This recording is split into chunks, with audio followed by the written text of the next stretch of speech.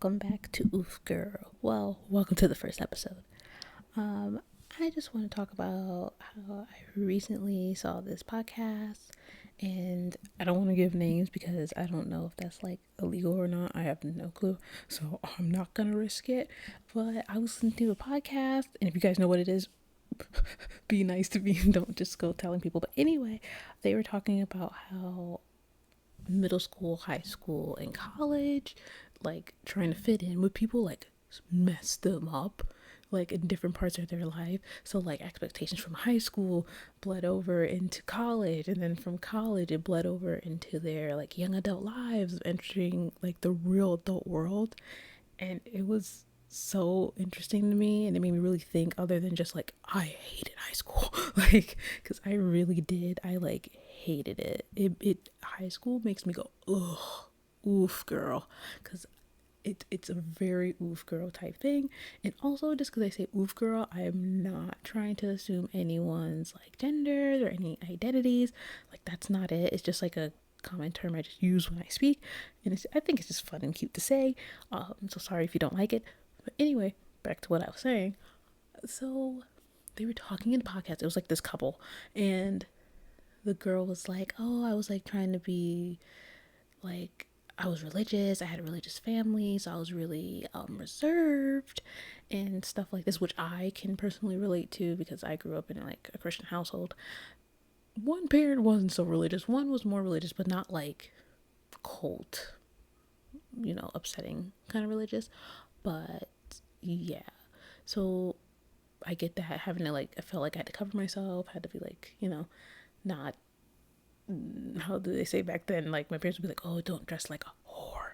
And it's like, I was like, ooh, I don't want to be that. I don't want to like mess up the family and like what they have upset for me in life and blah blah blah. And she felt the same way. The like, she identifies as female, so the female co-host, she was like, yeah, like I felt so awkward, I felt out of place. She felt like she had to do sports, she felt like she had to do all this stuff, but she was actually tomboyish. And then so she forced herself to be like more feminine presenting, and then like went on to college and felt out of place, especially when trying to get into relationships and being like more sexual in a way and being more intimate, which I thought was an interesting aspect of how parents' ideas like force us to do a certain thing and like follow us into when we're older. Because like you cannot tell me that none of you guys, whoever, not even just parents, because I know some people don't grow up with parents, like guardians or something like that, or even like friends that were older than you or whatever, like they'll say stuff and like it sits with you. You're like, well, I don't want to be considered like an a-hole. Oh, I don't want to be seen as like someone that's too open and too carefree that it comes off as ignorant, like all this stuff. And I find it so interesting to hear from other people, because I currently am just in my mid 20s, so I have no clue what I'm doing.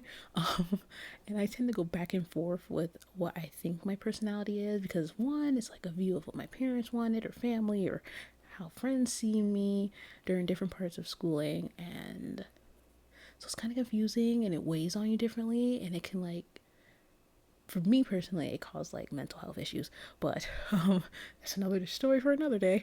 But yeah, she was talking about that as well, which was interesting, like how she gets like anxiety, she gets like nervous, which I thought was interesting because she comes off as very confident, very sure about herself, and it's like nice to see. But she still considers herself as like badass, which I think is cool and really inspiring to me, because like I went through similar things. But then it gets to the guy, and like the male co-host, he's identifies as male, sorry.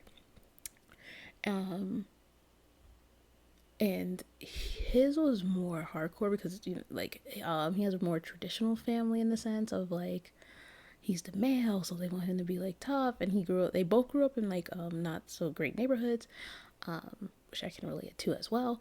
And it forced him to change and become more rough and rugged to fit like where they lived, which I thought was interesting. But they said they also have like a sweet soft side, and I feel that personally, because like I'm very nice and sweet, but I'm like very anxious about my surroundings, because like growing up in an area like that, you have to be like on your p's and q's in certain areas. You can't be like La la la la la. No, you got to get your tail down, like keep your head down, like, or you got that mean mug. I'm one of the people that have a mean mug. So like I have a resting, like bitch face, like resting. Like it's hardcore. Like I give off the feeling of just like a black cloud, like in anime, just like get out my way or I'll crush you with my boots. Like, like cuz no, people are too weird, too crazy for me.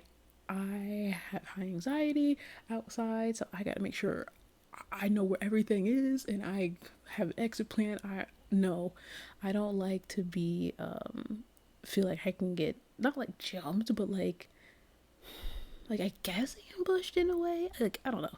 Like it's just a feeling you have. Like if you get it, you get it. Okay, and then but yeah, he felt like the same way. He felt like he had to protect himself. He was with people that did some bad things. Blah blah blah blah blah blah blah. Yada yada yada. And then he felt like he had to be funny, like the funny guy, which I think is so annoying. I couldn't stand the funny guy when I was in school, but now I get it because from his point of view, he's like, oh, I was going through hard stuff at home, so I wanted to be funny in school, and it made other people laugh, so it made him happy. I was like, that's sweet. I never thought that because I am the quiet kid, and those people that always wanted to make the joke at freaking 7 o'clock in the morning when my tail barely wanted to get up because I hated school in the sense of the people. I love learning, but the people can kick rocks. And people like that, I was like, shut up. Like, that joke is not funny right now. Maybe catch me after lunch. Like, but it's like nice to hear. But it kind of sucks because he was talking about how he had to like stop being funny until he got to like college and met other people that like fit his vibe. And he felt like he had to like reserve himself and keep that part hidden to fit in, which I think a lot of people can agree with, because for me personally, I'm kind of like really reserved, shy, but I can kind of like say stuff that comes off as kind of too blunt, kind of rude, something that most people probably wouldn't say. I don't see a problem with it. I feel like it's good to have different points of view. I did come off kind of rude once or twice, but who hasn't?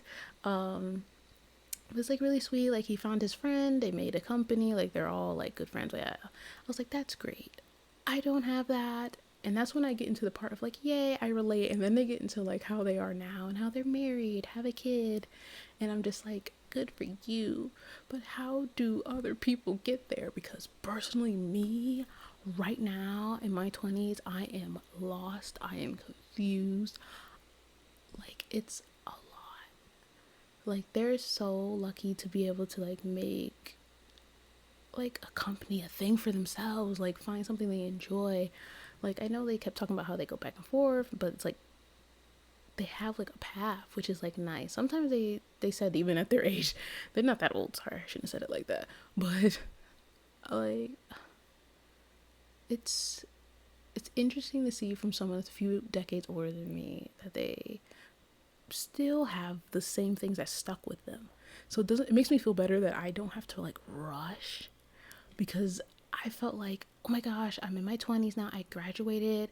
I got my 2 degrees. Oh, yeah. So I have 2 degrees and I hate the field.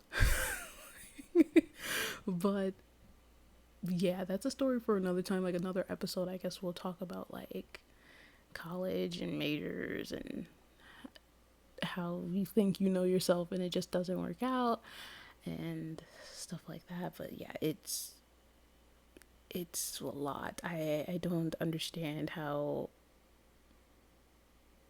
people can get so lucky. I don't even know if it's luck or not. Like they pick a major, they stick with it, and they're happy.